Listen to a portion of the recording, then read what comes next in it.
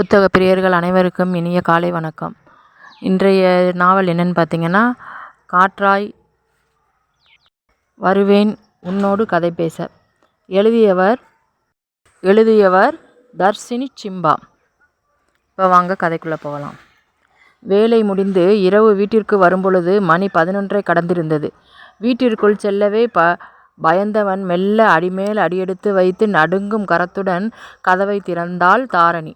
காரணம், 2 நாட்களாக தன் வீட்டினுள் ஏதோ ஒரு மாற்றத்தை உணர்கிறாள். என்னவென்று தெளிவாக கூற முடியவில்லை. ஆனால் தன்னை யாரோ பார்த்து கொண்டே இருப்பது போலவும், சில நேரங்களில் தன் அருகே யாரோ இருப்பதை போன்றும் தோன்றும். மிக வித்தியாசமான குளிர்ந்த நிலை உருவாகும். ஆனால் தாரணிக்கு பேச மட்டும் எழாது. இன்றும் அப்படி தான் வீட்டிற்கு வந்துவிட்டாள். இருந்தும் உள்ளே செல்ல தயக்கமாகவும் பயமாகவும் இருந்தது. ஓர விழியால் தன் வீட்டின் வெளிப்புறத்தை ஒவ்வொரு அங்குலமாத்திலும் அளந்தவள் உள்ளே நுழைந்து கரத்தில் இருந்த சாவியை ஆணியில் மாட்டிவிட்டு பூட்டை அங்கிருந்த செல்ஃபில் வைத்தாள். ஏற்கனவே வேலை மிகுதியில் மிகவும் சோர்வாக இருக்கவும் இப்பொழுது பயத்தில் மேலும் வியர்த்து கொட்டி தொப்பலாக நனைந்திருந்தாள். திடீரென்று அவளை சுற்றி சில்லென மிக குளிர்ந்த காற்று வீச பயம் மேலோங்க அண்ணாந்து மேலே பார்த்தாள். இவள் போடாமலே மின்விசிறி தானாய் சுழன்று கொண்டிருந்தது. காற்றில் வியர்வை மறைவதற்கு பதில் மேலும் அரும்பியது. நாம் போடவே இல்லையே, எப்படி ஓடுது என்று தனக்குள் யோசித்தவளுக்கு பயத்தில் மயக்கம் வர தொப்பன தரையில் அமர்ந்தாள். அவள் அமர்ந்த மறுநொடி அவளின் இதழருகே செம்பில் நீர் அந்தரத்தில் தொங்கியபடி நின்றது. அவள் இதழ் திறவாமல் அதிர்ச்சியில் உறைந்திருக்க செம்பு நீரோ பின்னும் முன்னும் சென்று வந்தது அவள் அருந்துவதற்கு. ஒரு நொடி மிகவும் பயந்தவள் நீரை கடகடவென பருகினாள். மெதுவாக வாயிற்கதவு தானாக சாற்றி கொண்டு தாளிட்டது. யாரு என்றாள், பயத்தை சற்று மறைத்து வைத்து. எந்த பதிலும் வராததால், ப்ளீஸ் யாருன்னு சொல்லுங்க, எதுக்கு என் வீட்டில் இருக்கீங்க, எனக்கு ரொம்ப பயமாயிருக்கு, வெளியே போயிடுங்க என்றாள் விழிகளில் நீர் சுரக்க. எந்த பதிலும் இல்லை. குளிரும் குறையவில்லை. தன்னை தவிர தன் கண்ணுக்கு புலப்படாமல் இங்கு யார் இருப்பது என்று தெரியாமல் மனதில் உதறல் நொடிக்கு நொடி அதிகமானது. குண்டூசி விழுந்தாலும் கேட்கும் அளவு நிசப்தமாய் இருந்த அறையில் அவள் கைப்பையிலிருந்து அலைபேசி அடிக்க, ஆ என்று அலறியவள் அடித்தது தன் அலைபேசிதான் என்று கண்டுகொள்ளவே வெகுநேரம் பிடித்தது. அதற்குள் அலைபேசியின் அழைப்பு நின்றுவிட பெருமூச்சு விட்டாள். மீண்டும் சில நொடிகளில் அலைபேசி அடிக்க நடுங்கிய உள்ளத்தோடு எடுத்து பார்க்கவும் மீண்டும் உயிர் வந்தது போல் இருந்தது. அலைபேசியின் அழைப்பை ஏற்க போகும் நேரம் ஏதோ ஒன்று அதை அசுர வேகத்தில் பிடுங்கி சுவற்றில் எரிய சுக்குநூறாக உடைந்தது அலைபேசி. என்ன நடந்தது என்று புரிந்து கொள்ளவே சில நிமிடங்கள் கடந்தது தாரணிக்கு. போன் எடுத்தோம், பேசலாம்னு, ஆனால் என்கிட்ட யாரோ பிடுங்கி எரிஞ்ச மாதிரி இருந்ததே, யாரு என்று தனக்குள் கேட்டுக்கொண்டே வாசல் கதவை அடைந்து திறக்க முயற்சித்தாள். ஆனால் எவ்வளவு முயன்றும் அது திறக்கவில்லை. என்ன இது திறக்க மாட்டேங்குது என்று மீண்டும் சுற்றி சுற்றி பார்த்தவளுக்கு விழிகள் இருட்டி கொண்டு வந்தது. இதயம் திக் திக் என்று அடித்து கொள்ள மயங்கி சரிந்தாள். 1/2 மணி நேரம் கழித்து கண் விழித்தவள் தான் எங்கிருக்கிறோம் என்று விழிகளை சுழலவிட வேறு எங்கும் இல்லை, தன் மெத்தையில்தான் படுத்திருக்கிறோம் என்பதை உணர்ந்து வெடுக்கென எழுந்தவள் மருண்ட விழிகளோடு சுவரோடு ஒட்டினாள். அவள் அருகில் மேசையில் இருந்த குவளை நீர் எதிர் சுவற்றில் விசிறி அடிக்க விரிந்த விழிகளோடு அங்கே பயத்தோடு பார்வையை நிலைக்க விட்டாள். நீர் கீழே விழுந்ததும் சுவற்றில் எழுத்துக்கள் தோன்ற ஆரம்பித்தன.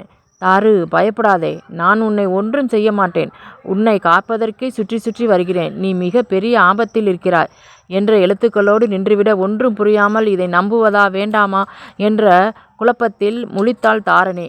நீ யாரு என்றாள் உள்ளே சென்ற பயத்தை குரலில் திக்கி திணறி. நான் யாருன்னு சொன்னால் உனக்கு புரியாது, தெரியவும் தெரியாது. ஆனால் உனக்கு நல்லது செய்யவே வந்திருக்கிறேன். என்னை பற்றி யாரிடமும் கூறக்கூடாது என்ற எழுத்துக்கள் நிற்க, சொன்னா என்றால் வாய் துடுக்காக. அடுத்த நொடி அந்த சுவற்றில் அவளது வீடும் பெற்றோரும் தெரிந்தனர். இவங்களுக்கு ஏதாவது ஆனால் நான் பொறுப்பில்லை என்றதும், இல்லை அவங்களுக்கு எதுவும் ஆகக்கூடாது, நான் யார்கிட்டையும் எதுவும் சொல்ல மாட்டேன் என்றால் அழுது கொண்டே. அப்போ நான் அவர்களையும் பாதுகாப்பேன் என்று இருந்தது. சட்டென அழுகையை நிறுத்தி சுவற்றை பார்க்க, என்ன என்று வர, இல்லை ஒன்றுமில்லை, நான் என்று நிறுத்தாமல் இழுக்க, நீ, நான் ரெஸ்ட் ரூம் போகணும் என்றாள் தயக்கத்தோடு. போ, நான் எப்படி நீ என்று முடிக்காமல் பயத்தோடு இழுக்க, உன் அந்தரங்க வேலைகளை செய்யும் பொழுது நான் அங்கு இருக்க மாட்டேன், இது என் வாக்கு. கிறுக்கல் வர, என்று எழுந்து வேகமாக செல்லும் முன் மீண்டும் சுவற்றில் ஒரே ஒரு நிபந்தனை தான், எந்த காரணம் கொண்டும் யாரிடமும் கூறக்கூடாது, கூறினால் விளைவுகள் விபரீதமாகும் என்று அகன்றாள். முகம் கழுவிய பின் அழுகையை அடக்க முடியாமல் அழுது தீர்த்தாள்.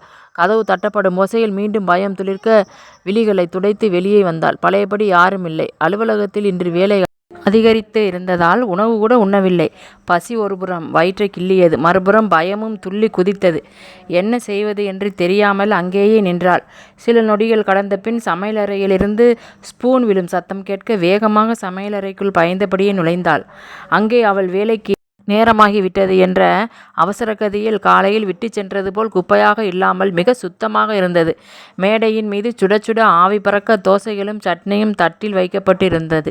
சிறிது நேர தயக்கத்திற்கு பின் தட்டில் தோசையை வைத்து உண்ணத் தொடங்கினாள்.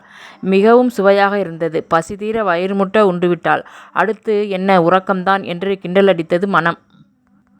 இங்கு யார் இருக்காங்கன்னு தெரியல, என்ன பண்ணுறதுன்னு தெரியல என்று நகம் கடித்தபடி மெத்தையில் வந்து அமர்ந்தாள். இருக்கும் ஏதோ ஒன்றும் தன்னை எதுவும் செய்யவில்லை என்ற நிம்மதி அவளுக்கு. அதுதான் உண்டதும் உறக்கம் என்று எண்ணம் தொடர காரணம் போல. ஆனால் தன் வீட்டில் தனக்கே தெரியாமல் ஏதோ ஒரு ஆத்மா இருக்கிறது என்பதை நினைக்கையில் உறக்கம் வரவில்லை அவளுக்கு.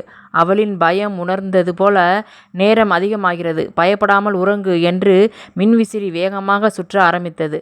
நடப்பது நடக்கட்டும் என்ற பெருமூச்சு விட்டவள் மெல்ல தலையணையில் தலை சாய்த்து கண்ணயர்ந்தாள். உன் தலைக்கு கீழ் கத்தி நிற்கிறது தாரு. இதை நீ உணரும் முன் நீ கொலை செய்யப்பட போகிறாய். உன்னை காக்கத்தான் புதைக்குழியிலிருந்து ஆத்மாவாக உன்னை சுற்றி திரிகிறேன். இதனால் எனக்கென்ன லாபம் என்று நினைக்காதே. 2 உயிர்கள் உன் உதவிக்கு காத்திருக்கின்றன.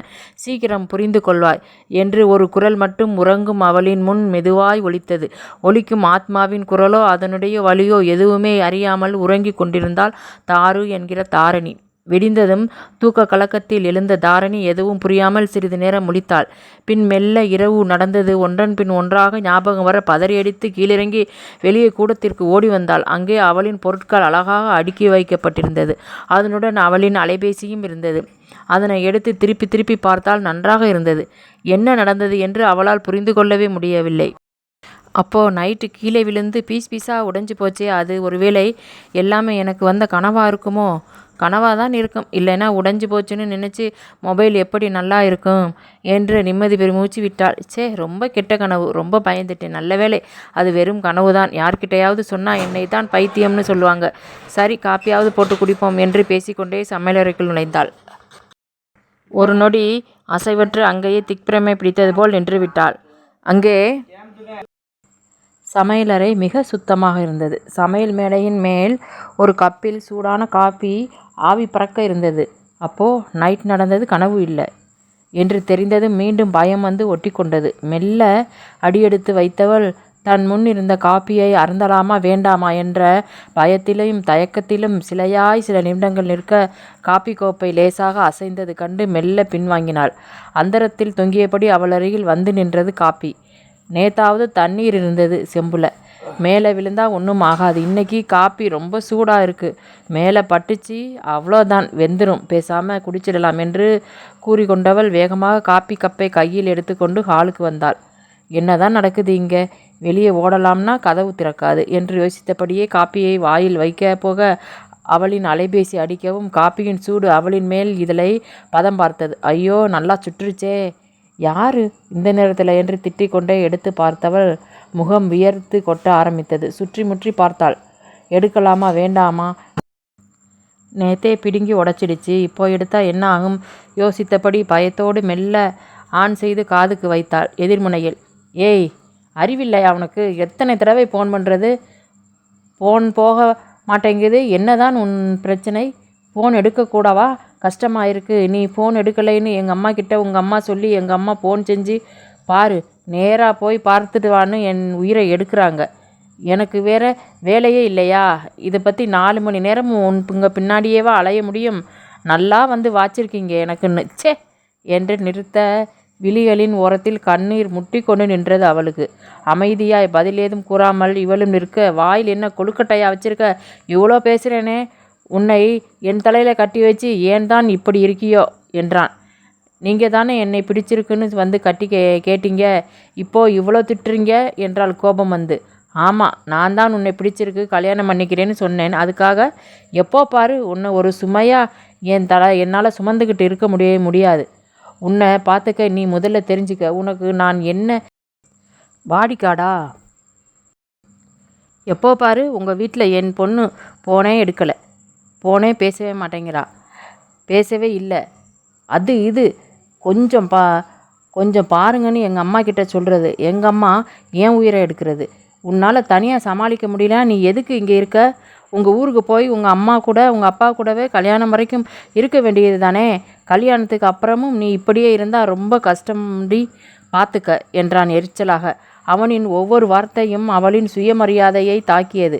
பெண் என்றாலே சுமை நினைக்கிறான் என்று கோபம் தலைக்கேற இதுவரை வாயை திறக்காதவள் முதலாக பேச ஆரம்பித்தாள். ஹலோ, இங்கே பாருங்க, என்ன கொஞ்சம் விட்டால் ஓவராக பேசிகிட்டு இருக்கீங்க. எனக்கு பயமாக இருக்குன்னு நான் சொன்னேனா? என்னால் என்னை பார்த்துக்க முடியாது, ப்ளீஸ் என்னை பார்த்துக்கோங்கன்னு உங்ககிட்ட உதவி கேட்டு வந்து நின்னேனா? என்னால் சமாளிக்க முடியாமல் திணறுகிறேனா சொன்னேனா? தேவையில்லாததை பேசாதீங்க. இனி உங்களுக்கோ உங்கள் வீட்டுக்கோ என் வீட்டிலேருந்து ஃபோன் கூட வராது.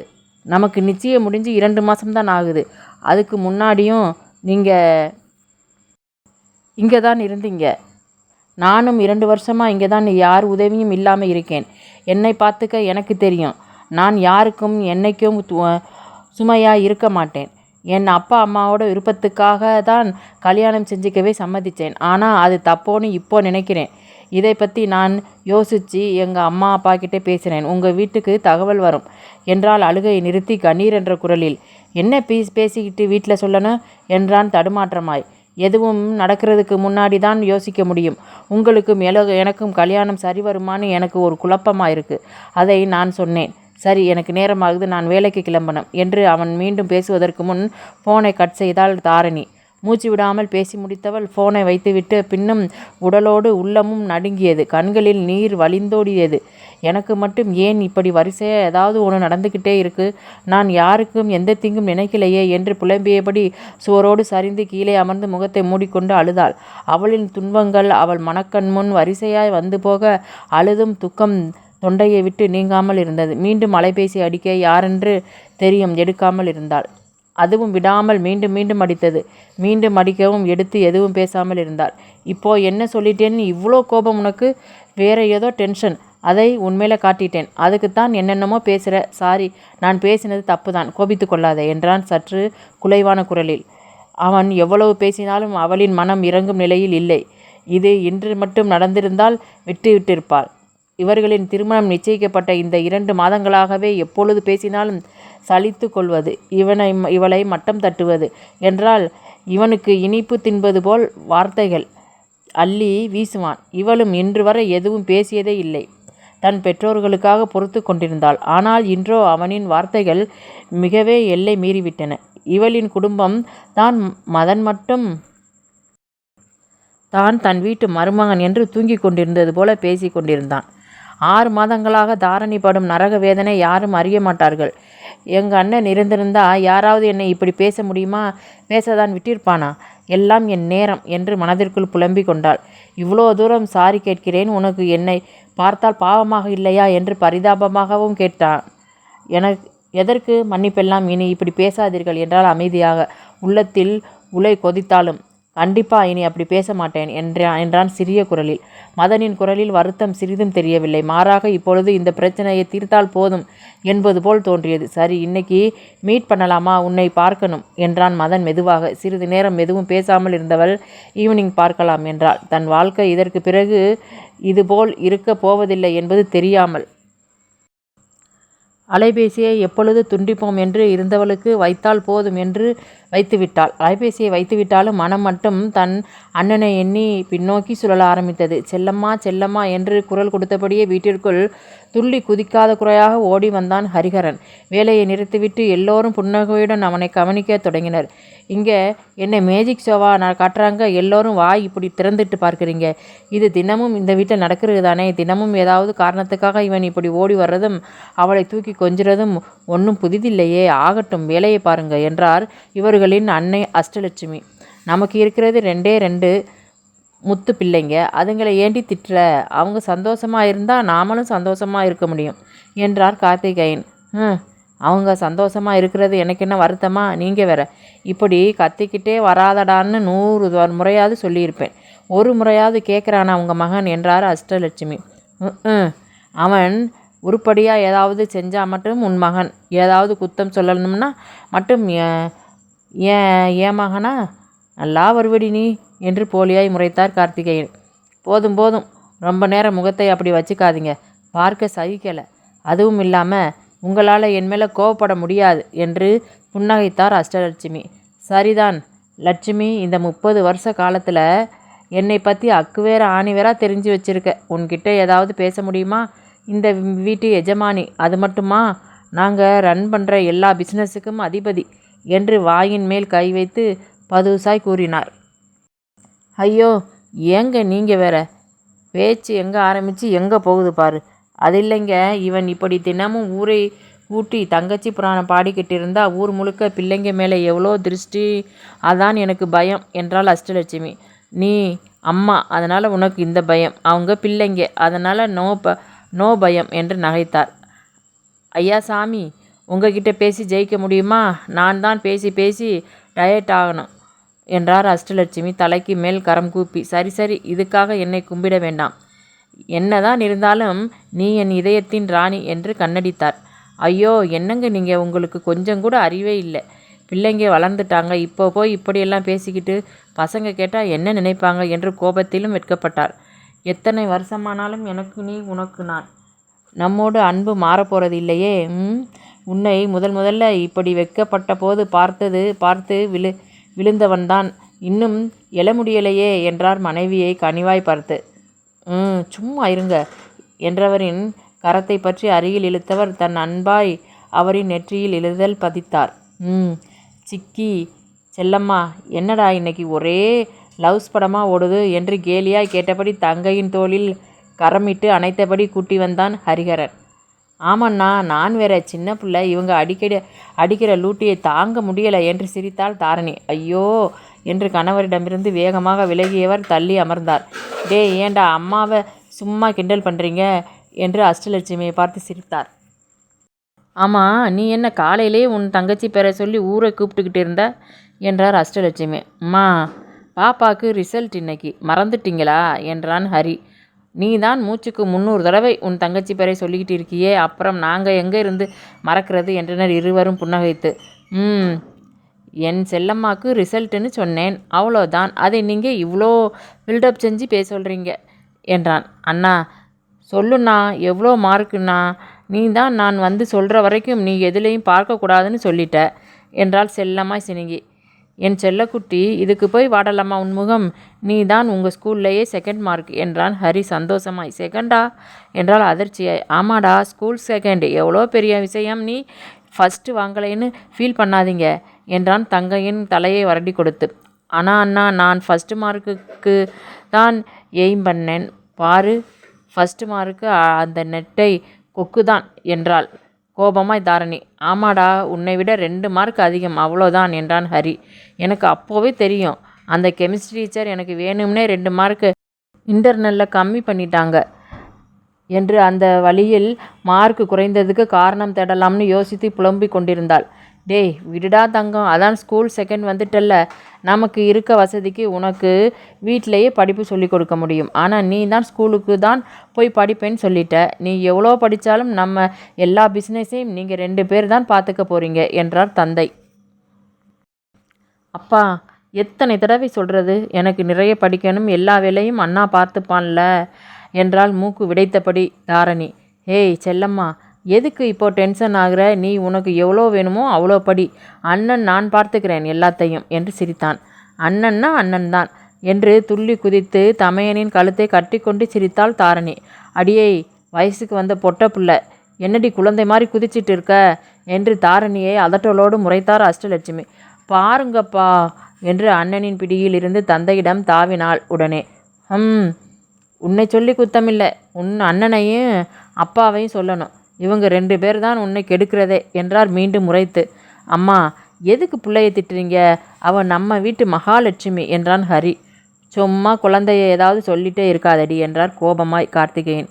நீங்களும் திருந்த மாட்டீங்க, அவளையும் திருந்த விட மாட்டீங்க, எப்படியோ போங்க என்று தலையில் அடித்து கொண்டு உள்ளே சென்றார். நீ ஒன்றும் கவலைப்படாதடா, அம்மா உன் மேலே இந்த அதிக அன்பில் தான் நீ எப்படி சொல்கிறாங்க என்றார் கார்த்திகேயன். சரிப்பா என்று அண்ணனிடம் திரும்பியவள், அண்ணா நீ போகிற வழியில் என்னை ஸ்கூலில் விட்டுடுறியா என்றாள். சரிடா போய் ரெடியாகு என்றான் ஹரி சிரித்து. என்னருகிலே கண்ணருகிலே நீ வேண்டுமே, மண்ணடியிலும் உன்னருகிலே நான் வேண்டுமே, சொல்ல முடியாத காதலும் சொல்லில் அடங்காத நேசமும். அலைபேசியின் அழைப்பை காட்டிலும் அதில் வந்த அந்த பாடல் என்றுமில்லாமல் இன்று மிகவும் பாதித்தது அவளை. முடிஞ்சு போன என் வாழ்க்கையை பற்றி எதுவும் தெரியாத என் அம்மாவும் அப்பாவும் சந்தோஷமாக இருக்க இந்த கல்யாணத்துக்கு சம்மதிச்சேன் என்றாள் கசந்த புன்னகையுடன். மீண்டும் போனடிக்க ஹலோ என்றாள். எங்கள் அம்மா இருக்க இன்னைக்கு நாம் முக்கியமாக ஒரு இன்வெஸ்டரை பார்க்க போகணும் என்றார் அவளின் மேலதிகாரி. எனக்கு கொஞ்சம் உடம்பு முடியலை சார் என்றால் மெதுவாக. என்னம்மா இப்படி சொல்கிற? உனக்கு தான் கம்பெனி டீட்டெயில்ஸ் எல்லாம் தெரியும். எல்லாம் தெரிஞ்ச ஒருத்தங்க கூட இருந்தால் நல்லா இருக்கும்னு நினச்சேன். ஒன்று செய்யலாம், நாம் இப்போது அவங்க வீட்டுக்கு தான் போக போகிறோம். அவரை பார்த்து பேசிட்டு நீ வீட்டுக்கு போய் ரெஸ்ட் எடு, நான் ஆஃபீஸ்க்கு போகின்றேன் என்றார். அவள் எவ்வளவு கூறும் பொழுதும் மறுக்க மனம் வரவில்லை தாரணிக்கு. சரி சார், இன்னும் அரை மணி நேரத்தில் அங்கே இருப்பேன் என்றாள். இல்லைம்மா, நீ ரெடியாக இரு, நான் வீட்டுக்கு வரேன், அப்படியே என் காரில் போயிடுவோம், நீ அங்கேயும் இங்கேயும் அலைய வேண்டாம் என்றார். சரி சார் என்று அனைத்தையும் ஒதுக்கி வைத்துவிட்டு கிளம்பி தயாரானாள் தாரணி. இத்துடன் காற்றாய் வருவேன் உன்னோடு கதை பேச தொடரின் இந்த பகுதி நிறைவடைகிறது. அடுத்த பகுதியில் தொடர்ந்து கதையை பேசலாம். அதுவரை காத்திருக்கவும். இன்னும் நீங்கள் சப்ஸ்கிரைப் பண்ணாமல் இந்த கதையை கேட்டுக்கிட்டு இருந்தீங்கன்னா சப்ஸ்கிரைப் பண்ணி வச்சுக்கிறோங்க. ஏன்னா இதுக்கு அடுத்து நான் அப்லோட் பண்ணும்போது உங்களுக்கு அப்போ தான் நோட்டிஃபிகேஷன் வரும். சரிங்களா? ஓகே, அடுத்த பகுதியில் பார்க்கலாம். நன்றி.